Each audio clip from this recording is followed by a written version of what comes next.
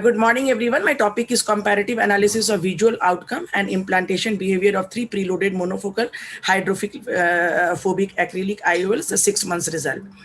So I have no financial interest, and the purpose was to evaluate 6 months visual outcome and intraoperative implantation behavior of 3 preloaded monofocal hydrophobic acrylic IOL, Ozonex Vivinex ICER, Technis iTech PCB00, Clarion CNA0T0. The method, this was a non-randomized and comparative study of 150 eyes, 75 patients with cataract and no other ocular or neurological comorbidities undergoing cataract surgeries, who were divided into 3 groups of preloaded aspheric hydrophobic acrylic IOLs. Group 1, Ozonated Vivinex ICERT. Group 2, Technis PCB00 iTech. And Group 3, Clarion CNA0T0. The Group 1 had 50 eyes, screw type preloaded IOL system, Ozonated Vivinex ICERT. Group 2, 50 eyes piston type preloaded IOL system, PCB00 iTech. And Group 3, 50 eyes CO carbon dioxide powered delivery injector, Clarion CNA0T0. Single surgeon, similar operating time and conditions. All eyes underwent clear corneal phacoemulsification. Incision width size was measured by Apasamy incision gauge AA2102, and it was measured after phaco and after IOL implantation. Any complication arising during insertion of IOL were recorded and analyzed. The parameters assessed with per operative parameters wound stretch and unfolding time of optics and haptics inside the eye. Post-operative parameters 180 days post-op were post-op UCBA, BCBA, surgically induced astigmatism, and grades of glistening. The inclusion criteria were age between 50 to 75, corneal endothelial cell count greater than 2000, power of IOL implanted were 20 diopter to 23.5 diopter. In the bag implantation was done, the exclusion criteria were previous ocular trauma or intraocular surgery, irregular astigmatism, corneal dystrophy, history of glaucoma or intraocular inflammation, macular disease or retinopathy, neuroophthalmic disease, and intraoperative or postoperative complications. The above table shows difference of the distribution of the gender among the 3 groups was non-significant, P 0.606. The above table graph shows distribution of age is non-significant among the group P02.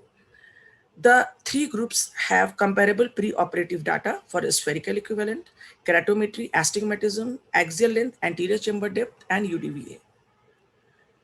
Comparison of intraocular lens power among the 3 groups was comparable. The pair t-test was used for intra-group pre versus post-operative comparison, and independent t-test was used for intergroup comparison for change. This is the comparison of post-implantation incision width and change in incision width pre versus post among the 3 groups.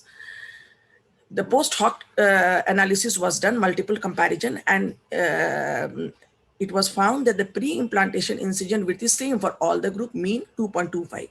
The intergroup comparison of post-implantation incision width and change in width, pre-implantation versus post-implantation, are significant. The change in incision width of group 3 Clarion CNA0T0 is significantly lower, 0.06, as compared to group 1 Vivinex ICERT 0.16 and group 2 Technis PCB00 0.11. And the post-implantation incision width was, you can see, I'm going back, was also significantly less in group 3 2.31 as compared to the group 2 2.36 and group 1 2.41.